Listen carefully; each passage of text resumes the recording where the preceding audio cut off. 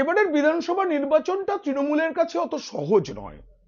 চতুর্থবার ক্ষমতায় আসার আগে অনেক ক্ষোভ রাজ্যবাসীর মনে, এত দুর্নীতি। তাই প্রার্থী তালিকা তৈরির আগে তৃণমূল অনেক ভাবনা চিন্তা করছে, অনেকটাই করা হয়ে গিয়ে চূড়ান্ত হয়ে গিয়েছে। তাতে অনেক রদবদল। আইপ্যাক এবং ভাইপো বাবু মানে অভিষেক বন্দ্যোপাধ্যায়ের কথাতেই মূলত সায় দিচ্ছেন তৃণমূল নেত্রী। কারণ তিনি এবার আর ওই কথাটা বলতে পারবেন না যে আসলে আমি 294 কেন্দ্রের প্রার্থী।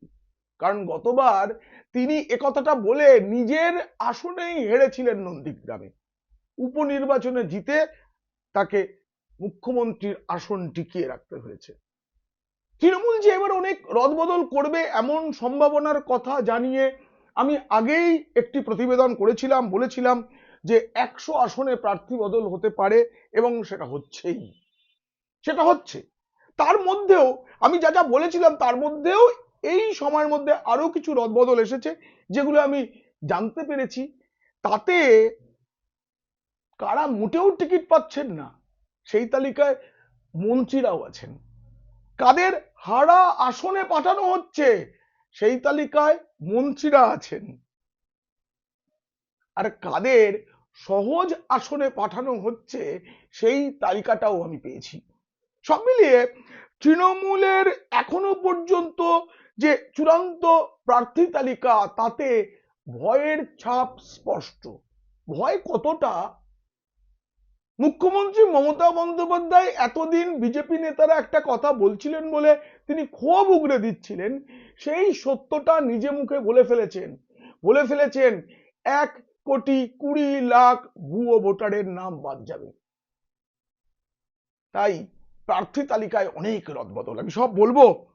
তালিকা প্রকাশের এই প্রতিবেদন যদি ভালো লাগে অবশ্যই সাবস্ক্রাইব করবেন। পিনাক কি বলছেন, কোন নেতা মন্ত্রী বিধায়ককে বা তৃণমূল টিকিট দিচ্ছে না, আর কাদের দিচ্ছে, কোথায় পাঠাচ্ছে, সেসব জানতে দেখুন ও শুনুন পিনাক কি বলছে। এতদিন তৃণমূলে এটাই দস্তুর ছিল যে দলনেত্রী মমতা বন্দ্যোপাধ্যায় তিনি প্রার্থী তালিকা চূড়ান্ত করেন এবং করেন সবকিছু, কিন্তু এবার সেটা তিনি করছেন না। এবার আইপ্যাকের সমীক্ষা, যাকে তিনি একবার প্যাক বলেছিলেন, এবার বুঝতে পেরেছেন যে অত সোজা নয়, মানুষের মনের কথা তার কাছে পৌঁছচ্ছে না, এবং যেটা পৌঁছচ্ছে তাতে ভয় পাওয়ার যথেষ্ট কারণ আছে। তাই সেই সমীক্ষার উপরে ভরসা করেছেন, ভাইপো বাবুর পছন্দের প্রার্থীদেরকে মেনে নিয়েছেন অনেক ক্ষেত্রে, এবং সব থেকে বড় কথা যেটা, এই তৃণমূলের প্রথম সারির যে নেতারা তাদের সঙ্গে প্রতিবারই একটা বৈঠক হয়, কাকে প্রার্থী করা হবে কাকে প্রার্থী করা হবে না। এবার তেমন কোনো বৈঠক এখনো পর্যন্ত হয়নি, এবং তৃণমূল সূত্রে যেটুকু জেনেছি সেটা হবে না। আমি আগে বলেছিলাম যে 100 আসনে প্রার্থী বদল হবে, মুসলিম মুখ বাড়বে, সব ঠিক আছে। গতবার টিকিট পাওয়া, কাদের নিয়ে দল সন্দিহান, কাদের জন্য ওদের অন্য আসনে পাঠাতে হবে, এসব ভাবনার কথা আমি আগেই বলেছিলাম। কোন প্রার্থীরা গত বছর হেরেছিলেন এবার আর তাদের প্রার্থী করা হবে না সেটা আগে বলেছি। এবার আমি বলবো যারা জিতেছিলেন তাদের মধ্যে কাদের কাদের আর প্রার্থী করা হবে না। সমীক্ষা এবং ভাইপো বাবু পিসিমণি একসাথে করে সেটা ঠিক করে ফেলেছেন। উত্তরবঙ্গে খুব বিশেষ বদল তৃণমূল করেনি, কারণ তৃণমূল উত্তরবঙ্গ নিয়ে ভালো ফলের কোনো আশাই করছে না। ওই 54টা আসনের মধ্যে বড় বদল, কোচবিহারের মেখলিগঞ্জে টিকিট পাচ্ছেন না পরেশ অধিকারী, প্রাক্তন মন্ত্রী, তার মেয়ে নিয়োগ দুর্নীতি মামলায় তার মেয়ের চাকরি যায় অঙ্কিতা অধিকারীর, এবং তারপরে পরেশের মন্ত্রিত্ব গিয়েছিল, এবার তিনি প্রার্থীও হতে পারছেন না। সিতাইয়ে গতবার প্রার্থী হয়েছিলেন জগদীশ বাসুনিয়া, এখন তিনি কোচবিহারের সাংসদ, সেখানে তো বদল হবেই। আলিপুরদুয়ার বিধানসভা আসনে গত বিধানসভা ভোটে জেতা সুমন কাঞ্জিলাল, যিনি বিজেপির টিকিটে জিতেছিলেন, তাকে প্রার্থী করছে তৃণমূল, এটা চূড়ান্ত।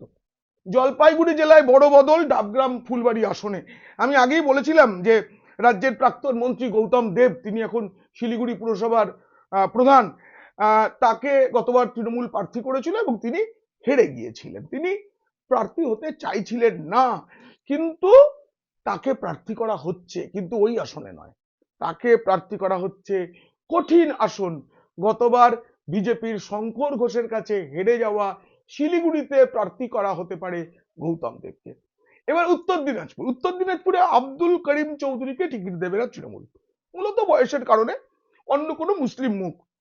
কালিয়াগঞ্জ আসনে তপন দেব সিংহর টিকিট মিলছে না, স্থানীয়দের অনেক ক্ষোভ রয়েছে তার বিরুদ্ধে। দক্ষিণ দিনাজপুরে দুটো মাত্র বদল, বালুরঘাটে শেখর দাশগুপ্ত এবং তপন আসনে কল্পনা কিস্কু টিকিট পাচ্ছেন না। এটা মোটামুটি চূড়ান্ত এগুলো। মালদহ জেলায় অনেকেই টিকিট পাবেন না, অনেকেই। উল্লেখযোগ্য হচ্ছে ইংরেজবাজার আসন, প্রাক্তন মন্ত্রী কৃষ্ণেন্দু নারায়ণ চৌধুরী তিনি কংগ্রেসে চলে যাবেন বলে শোনা যাচ্ছিল, কিন্তু কংগ্রেসের সঙ্গে তৃণমূলের জোটটা হচ্ছে না, তিনি তৃণমূলেই থাকছেন এবং ইংরেজবাজার থেকে টিকিটও পাচ্ছেন, কারণ তাকে সরালে অন্য কাউকে প্রার্থী করার ঝুঁকি নিতে চাইছে না তৃণমূল, কারণ কৃষ্ণেন্দুর যে প্রভাব তাতে অন্য যে কোনো প্রার্থী হেরে যেতে পারে। রতুয়ায় সমর মুখোপাধ্যায়, তিনি বিধানসভায় মৎস্যমন্ত্রীকে অপদার্থ বলেছিলেন প্রকাশ্যে, তাকে টিকিট দিচ্ছে না।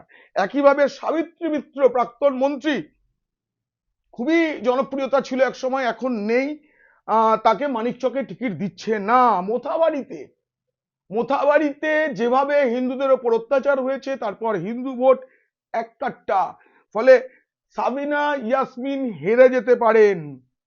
তাই তিনটে দপ্তর তার হাতে আছে প্রতিমন্ত্রী হিসেবে, সেই সাবিনার টিকিট পাওয়া মুশকিল, অন্য মুখ, ফ্রেশ মুখ খোঁজা হচ্ছে। মুর্শিদাবাদ জেলার সাগরদিঘি, এখানে খুব হাস্যকর, প্রাক্তন মন্ত্রী সুব্রত সাহার মৃত্যুতে উপনির্বাচনে তৃণমূলকে হারিয়ে কংগ্রেসের টিকিটে জিতেছিলেন বাইরন বিশ্বাস, তিনি পরে তৃণমূলে যোগ দেন। সেই তৃণমূলকে হারানো বাইরন বিশ্বাসকে আবার প্রার্থী করা হচ্ছে সাগরদিঘিতে। আর বড়েয়ার জীবন কৃষ্ণ সাহাকে তো আপনারা জানেন, তিনি পুকুরে নর্দমায় মোবাইল টোবাইল ছুড়ে ফেলে দেন, তিনি টিকিট কোনোভাবেই পাচ্ছেন না। সম্প্রতি কংগ্রেস থেকে প্রতিমা রাজক জয়েন করেছেন, তিনি তৃণমূলে এসেছেন, তাকেই সম্ভবত প্রার্থী করা হচ্ছে এরকম ভাবনা রয়েছে। ডোমকলের প্রাক্তন বিধায়ক জাফিকুল ইসলাম সম্প্রতি প্রয়াত হয়েছেন, তার জায়গায় মুসলমান মুখী আসবে, কিন্তু নামটা আমি জানতে পারিনি। ফারাক্কায় বিধায়ক মনিরুল ইসলাম টিকিট পাচ্ছেন না। লালগোলা আসনে একটা বড় চমক দিতে চাইছে তৃণমূল, সদ্য দল থেকে বহিষ্কৃত হয়েছেন হুমায়ুন কবির, নিজের দল করেছেন, সেই হুমায়ুনের জামাইকে প্রার্থী করছে তৃণমূল, নামটা সম্ভবত রায়হান, সেই হুমায়ুন কবিরের জামাই রায়হানকে প্রার্থী করা হচ্ছে লালগড়া থেকে। উল্লেখ করতে হবে, সম্প্রতি একটা পুরনো মামলায় এই পুলিশ হুমায়ুনের মেয়ে ও তার শ্বশুর, মানে রায়হানের স্ত্রী এবং তার বাবা, তার বিরুদ্ধে একাধিক সম্পত্তি বাজেয়াপ্ত করেছে, ফলে সেই রায়হান সম্ভবত ওই চাপেই এইসব মামলা থেকে বাঁচতে হবে, তিনি লালগোলা থেকে প্রার্থী হচ্ছেন, এটা কনফার্ম হয়ে গেছে। ভরতপুর, হুমায়ুন কবিরের বিরুদ্ধে শক্তিশালী প্রার্থী তৃণমূল দিচ্ছে না, স্থানীয় এক ব্লক প্রেসিডেন্টের নাম ভাবা হয়েছে, তার ভাগ্যে শিখে ছিটতে পারে। নদিয়া জেলা, গতবার এখানে অনেক অনেক চমক, গতবার বিজেপির টিকিটে বিধাননগর আসন থেকে প্রার্থী হয়ে হেরেছিলেন সব্যসাচী দত্ত, সল্টলেকের দাপুটে নেতা সব্যসাচী দত্ত, তাকে পাঠানো হচ্ছে নদিয়ার তেহট্টে, তিনি ওখানে প্রার্থী হচ্ছেন, এটা ফাইনাল। তবে নদিয়ার সবচেয়ে বড় চমক হতে পারেন মহুয়া মৈত্র। মহুয়া মৈত্র কৃষ্ণনগরের সাংসদ, কিন্তু তাকে এবার করিমগঞ্জে তৃণমূল প্রার্থী করছে বলে শুনছি। মহুয়াকে আসলে না, দিল্লির রাজনীতিতে এত বিতর্ক তাকে নিয়ে, ঘুষের বিনিময়ে প্রশ্ন ইত্যাদি নানা অভিযোগ, তারপরে কল্যাণ বন্দ্যোপাধ্যায়, সৌগত রায়, এদের সাথে বনিবনা হচ্ছে না, এবং ভাইপো বাবু দিল্লির রাজনীতিতে মহুয়াকে চাইছেন না। দিল্লিতে ইংরেজি জানা, মানে ইংরেজি ফটফট ফট করে বলতে পারে এরকম অনেক সাংসদ হয়ে গেছে, বরং এখন এটা ওই বিধায়ক একজন দরকার, বিলিতি কায়দার বিধায়ক একটা চাই, একটা বিলিতি কায়দার বিধায়ক চাই, তাই নিয়ে আসা হচ্ছে এখানে। কৃষ্ণনগর উত্তরও এবার চমক, গতবার এই আসন থেকে জীবনে প্রথমবার মানুষের ভোটে জিতেছিলেন মুকুল রায়, সদ্য প্রয়াত হয়েছেন, তাকে নিয়ে তো তিনি বিজেপি না তৃণমূল হিসেবে মারা গেলেন বোঝা গেল না। তার পুত্র শুভ্রাংশু রায়কে তৃণমূল পাঠাচ্ছে কৃষ্ণনগর উত্তরের মতো কঠিন আসনে, যে আসনে তার বাবা গতবার 30,000 ভোটে জিতেছিলেন। কিন্তু মনে রাখতে হবে কৃষ্ণনগর উত্তর ওটা বিজেপির গড়, ওখানে বিজেপি 30,000 ভোটে জিতেছিল, মুকুল রায় নন। বীজপুর থেকে সোজা কৃষ্ণনগর উত্তর কঠিন আসনে পাঠিয়ে দেওয়া হলো। এবং আমার সেখানে যেন মনে হচ্ছে মুকুল রায়ের পর শুভ্রাংশুর রাজনৈতিক জীবনে যাতে ইতি টানা হয় তার ব্যবস্থা করে ফেলেছে তৃণমূল। ঠিক তার পাশের আসন কৃষ্ণনগর দক্ষিণ, এই আসনে যেতে হতে পারে যাকে আমরা সবাই মনে রাখি, তিনিও বিজেপিতে এসেছিলেন, চলে গেছেন, জয়প্রকাশ মজুমদার, সেই তৃণমূল নেতারা যাকে লাথি মেরেছিল এবং কচু গাছের বনের যিনি পড়ে গিয়েছিলেন মুখ থুবড়ে, তাকে সম্ভবত এই প্রথমবার টিকিট দিচ্ছে তৃণমূল, সেটা কৃষ্ণনগর উত্তরে চাকদহে প্রবীণ নেতা গৌরীশঙ্কর দত্তের বদলে তারই পুত্র অরুণ দত্ত পাচ্ছেন টিকিট। চাপড়া আসনে রুকবানুর রহমানকে প্রার্থী করবে না তৃণমূল। শোনা যাচ্ছে জাবেক শেখ নামে কাউকে ওই আসন থেকে প্রার্থী করা হতে পারে। এবার গুরুত্বপূর্ণ জেলা উত্তর 24 পরগনা, অনেক গুরুত্বপূর্ণ বদল। বাগদায় মধুপর্ণা ঠাকুর, তাকেই রাখা হবে। তবে এই আসনে গতবার বিজেপির টিকিটে জিতেছিলেন বিশ্বজিৎ দাস, পরে যিনি তৃণমূলে চলে যান, গত লোকসভা ভোটে হেরেছেন তিনি, তো তাকে বনগাঁ উত্তর থেকে প্রার্থী করতে চায় তৃণমূল। সেক্ষেত্রে টিকিট পাচ্ছেন না শ্যামল রায়।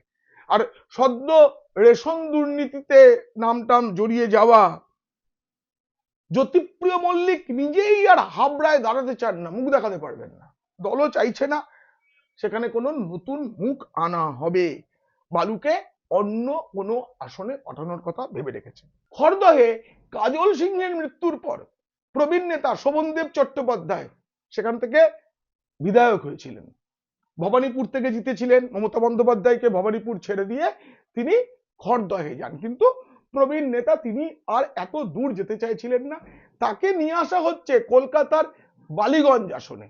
সেক্ষেত্রে বাবুল সুপ্রিয়র কপালে অনেক দুঃখ, সেটাই পরে বলছি কি দুঃখ বাবুল সুপ্রিয়, সেটাই পরে বলছি। অনেক জল ঘোলার পরে কামারহাটিতে টিকিট নিশ্চিত করে ফেলেছেন বলে খবর মদন মিত্র। একটা সময় ভাবা হয়েছিল ও লাভলি মদন মিত্রকে প্রার্থী করবে না, তবে বারাসতে বড় চমক, টিকিট পাবেন না অভিনেতা চিরঞ্জিত। ওই আরজিকর ঘটনার পর থেকেই তো দলের সঙ্গে দূরত্ব বাড়ে।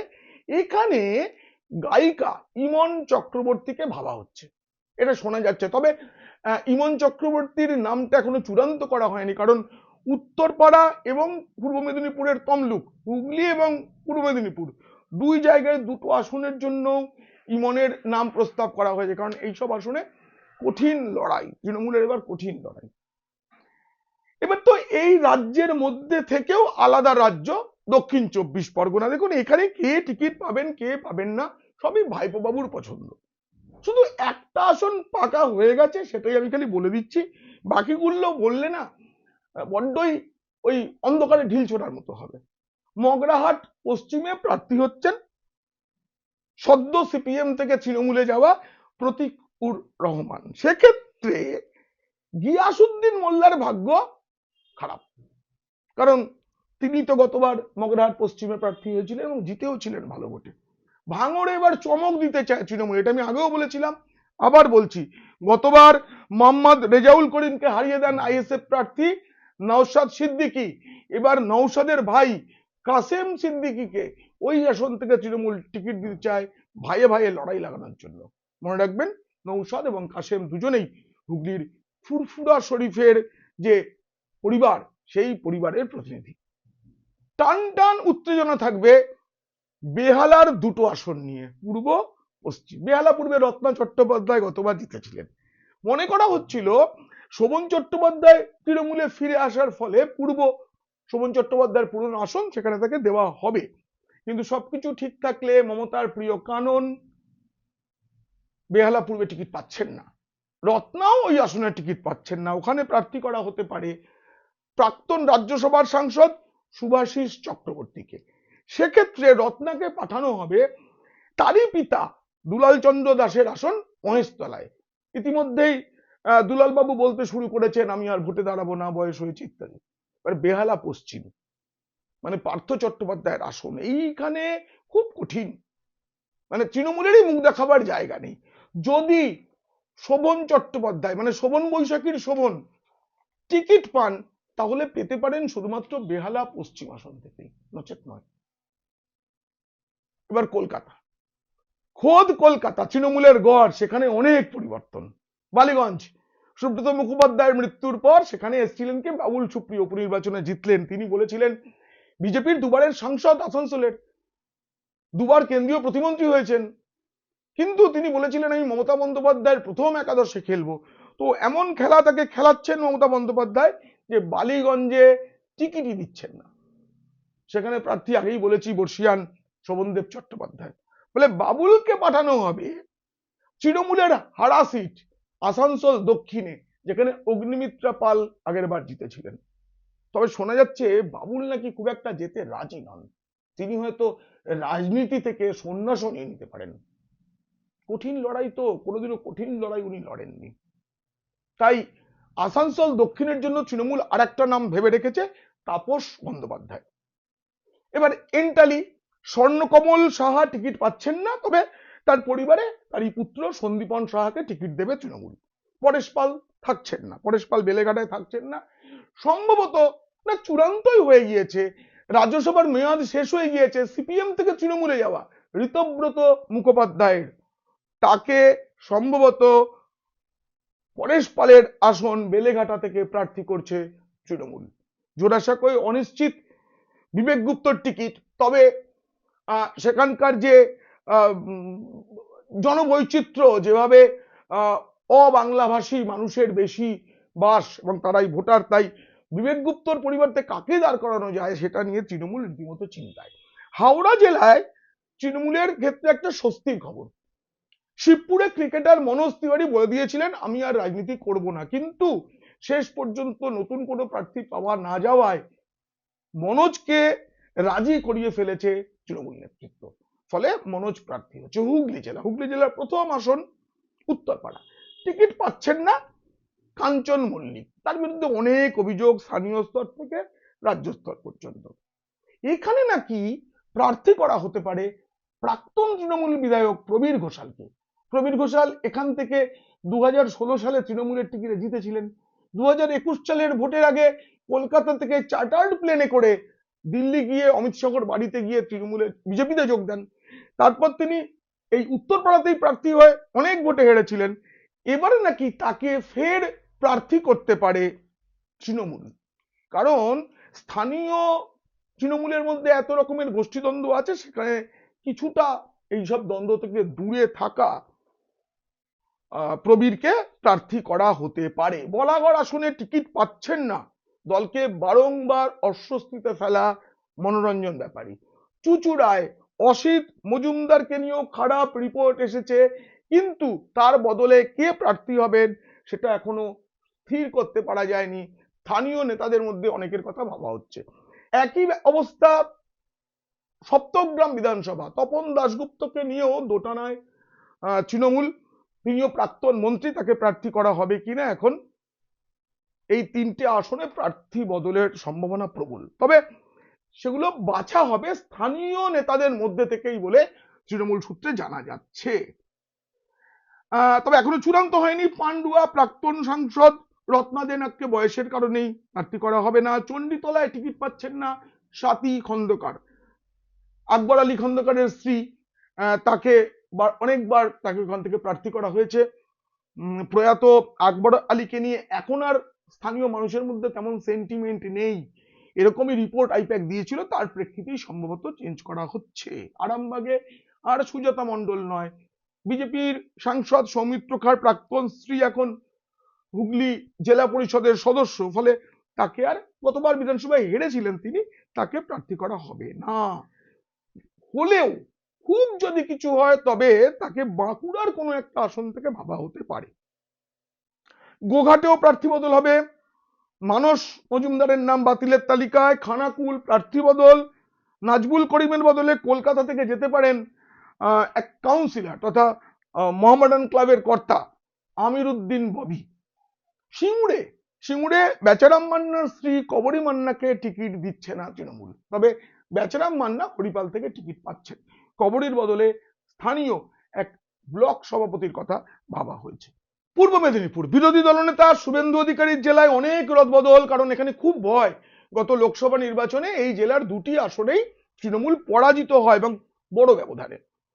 তমলুকে টিকিট পাচ্ছেন না প্রাক্তন মন্ত্রী সৌমেন কুমার মহাপাত্র। পাঁশকুড়া পূর্বে বিপ্লব রায়চৌধুরী পাসমার্ক পাচ্ছেন না, কিন্তু এই পাঁশকুড়া পূর্বে একটা চমক আছে। ডোমজুর বিধানসভা থেকে, হাওড়ার ডোমজুর থেকে জিতে রাজ্যের মন্ত্রী হয়েছিলেন রাজীব বন্দ্যোপাধ্যায়। তিনিও গতবার বিধানসভা ভোটের আগে চার্টার্ড প্লেনে দিল্লি গিয়ে বিজেপি জয়েন করেন, ডোমজুরে প্রার্থী হন, বিপুল ভোটে হারেন।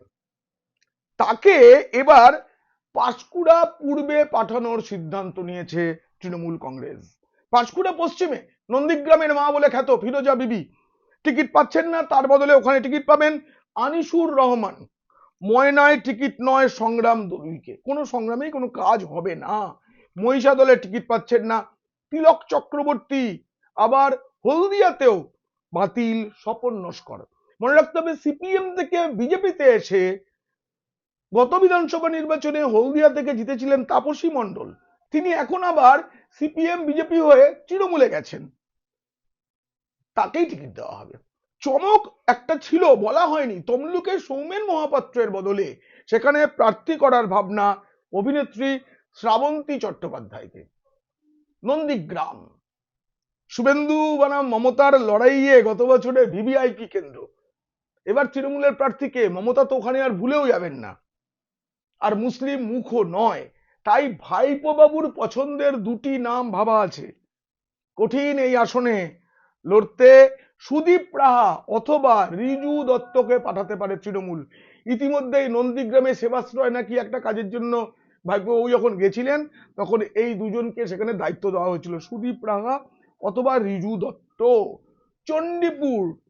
চণ্ডীপুরে প্রার্থী করা হচ্ছে বদল উত্তম বারিককে, যিনি গত লোকসভা নির্বাচনে হেরে গিয়েছিলেন কাঁথি আসন থেকে। পটাশপুরে প্রার্থী বদল হচ্ছেন পীযূষ পান্ডা। কাঁথি উত্তরে চমক, হয় রঞ্জিত মল্লিক নয় কোয়েল মল্লিক, যে কোনো একজন, বাবা অথবা মেয়ে যে কেউ একজন দাঁড়াবেন। কাঁথি উত্তরে সুপ্রকাশ গিরি মানে অখিল গিরির পুত্র, তিনি টিকিট পাচ্ছেন, পিতা অখিল রামনগরে টিকিট পাচ্ছেন। পাশাপাশি দুটো আসনে পিতা পুত্র থাকবেন। পাশের জেলা পশ্চিম মেদিনীপুরেও কিন্তু অনেক বদল। খড়গপুর সদরে প্রার্থী নাও করা হতে পারে প্রদীপ সরকারকে। দেবরায় টিকিট নয় প্রাক্তন আইপিএস কর্তা আর এক হুমায়ুন কবিরকে। গড়বেতায় প্রার্থী বদল হচ্ছে, উত্তরা সিংহ এখন জেলা পরিষদের সভাধিপতি। চন্দ্রকোনায় অরূপ ধারাকে টিকিট নয়। এরপরে দাঁতনে মানিক মাইতি টিকিট পাচ্ছেন। কেশপুরে বড় বদল, রাজ্যের মন্ত্রী শিউলি সাহা, যিনি নন্দীগ্রামের কন্যা, কেশপুরে প্রার্থী হয়েছিলেন, জিতেছিলেন, মন্ত্রী হয়েছেন, শিউলি সাহাকে টিকিট দেওয়া হচ্ছে না। অন্য কোথাও তাকে দেওয়া হবে কিনা এখনো নিশ্চিত নয়, তার পারফরমেন্স নিয়ে প্রশ্ন তুলেছে আইপ্যাক। কেশপুরে স্থানীয় কোনো নেতাকে প্রার্থী করার সম্ভাবনা। পুরুলিয়া জেলা জয়পুর আসনে উজ্জ্বল কুমারের বদলে অন্য প্রার্থী। মানবাজারে টিকিট পাচ্ছেন না রাজ্যের মন্ত্রী সন্ধ্যা রানী টুডু। মানে অনেক মন্ত্রী বাদ যাচ্ছে এবার। পাশের দুটি বিধানসভা পাড়া এবং রঘুনাথপুরে প্রার্থী বদল করতে চাইছে তৃণমূল, সেখানে এখনো নাম চূড়ান্ত হয়নি। বাঁকুড়া জেলা, এই জেলায় 6টি আসনে প্রার্থী বদল। সালতোরা, বাঁকুড়া, ওন্দা, কোতলপুর, ইন্দা, সোনামুখী, এসব জায়গায় নতুন প্রার্থী থাকবে। পূর্ব মেদিনীপুর জেলায় রায়নায় প্রার্থী বদল হতে পারে। মন্ত্রেশ্বরে প্রার্থী বদল করে প্রাক্তন মন্ত্রী সিদ্দিকুল্লাহ চৌধুরীকে অন্যত্র পাঠানো হতে পারে, বা নাও টিকিট দেওয়া হতে পারে, এরকম পরিস্থিতি আছে। স্থানীয় স্তরে নানা অভিযোগ তার বিরুদ্ধে রয়েছে। একই কারণে স্থানীয় স্তরে নানা অভিযোগ থাকার কারণে কালনার বিধায়ক দেবপ্রসাদ বাগ শেষ মুহূর্তের যা খবর তাতে টিকিট পাচ্ছেন না। এখানেও নতুন মুখের সন্ধানে তৃণমূল। ভাতার আসন, মান গোবিন্দ অধিকারীকে সরিয়ে নতুন মুখ শান্তনু কোনারের সাথে ইতিমধ্যেই ভাইপোবাবুর কথাবার্তা হয়ে গিয়েছে, এখানে প্রার্থী করা হবে। কিন্তু কেতুগ্রামে শেখ সাওয়ানাজের টিকিট পাওয়া নিয়ে প্রশ্ন আছে, কিন্তু এখানে একটা ধাক্কা খেয়েছে তৃণমূল। শোনা গিয়েছিল কলকাতারই এক প্রাক্তন ছাত্র নেতা এবং মুসলিম মুখ, তাকেই টিকিট দিতে চায় তৃণমূল, কিন্তু শেষ মুহূর্তে নাকি সেই মুসলিম মুখ প্রার্থী হতে রাজি হচ্ছেন না। আউসগ্রামে অবেদানন্দ থান্ডার, এই অবেদানন্দ থান্ডার হচ্ছে কেষ্টবাবুর লোক, মানে অনুব্রত মণ্ডলের, তাকে সরিয়ে দেওয়া হচ্ছে। চূড়ান্ত হয়ে গিয়েছে প্রার্থীর নাম শ্যামা প্রসন্ন লোহার। বীরভূম জেলা, বীরভূম একসময় তৃণমূলের গড় ছিল, কিন্তু সেই বীরভূম এখন তৃণমূলের ভয়ের জায়গা। এত গোষ্ঠীদ্বন্দ্ব, একদিকে কেষ্টবাবুর বাহিনী, অন্যদিকে কাজল শেখ। এই জেলার 11টি আসনের মধ্যে 9টিতেই প্রার্থী বদল হতে পারে। তবে যেহেতু এই গোষ্ঠীদ্বন্দ্ব মারাত্মক, তাই এই প্রার্থী যাচাইয়ের কাছ থেকে প্রার্থী বাছাই চূড়ান্ত করা সবটা অত্যন্ত গোপনে। খুব বেশি তথ্য আমি পাইনি, তবে টিকিট পাওয়ার চান্স একেবারেই কম রামপুরহাটের দীর্ঘদিনের বিধায়ক প্রাক্তন অধ্যাপক আশিস বন্দ্যোপাধ্যায়ের। 4 বারের বিধায়ক তিনি প্রাক্তন মন্ত্রী রাজ্যের এবং এখন বিধানসভায় ডেপুটি স্পিকার। তিনি টিকিট পাচ্ছেন না। এই জেলায় নানুর, লাভপুর, সাঁইথিয়া, হাসন এবং মুরারইতে প্রার্থী বদল হতে পারে বলে তৃণমূল সূত্রে জানা যাচ্ছে। একটা কথা বলছিলাম, শিউলি সাহা, তিনি কেশপুরে টিকিট পাচ্ছেন না, তাকে বীরভূমের কোনো আসনে টিকিট দেওয়া হতে পারে বলেও আমি একেবারে শেষ মুহূর্তে খবর পেয়েছি, তবে সেটা অনিশ্চিত। তবে মোটামুটি সবকটা জেলায় বলা হয়ে গেল। সবশেষে একটাই কথা, রাজনীতি হলো অসম্ভবের শিল্প, কবে কখন কি হয় কিছুই বলা যায় না। ফলে এইসব বদলেরও আবার বদল হতে পারে, যেটা হয়েছে ইতিমধ্যেই। ফলে যে তালিকা আমি শোনালাম তাতেও কিছু রদবদল হতে পারে, কিছু বেশিটাই মিলবে। এই প্রতিবেদন কেমন লাগলো জানিয়ে অবশ্যই মন্তব্য করুন, আর ভালো লাগলে বন্ধুদের, খারাপ লাগলে শত্রুদের শেয়ার করুন। আপনারা খুব খুব ভালো থাকুন।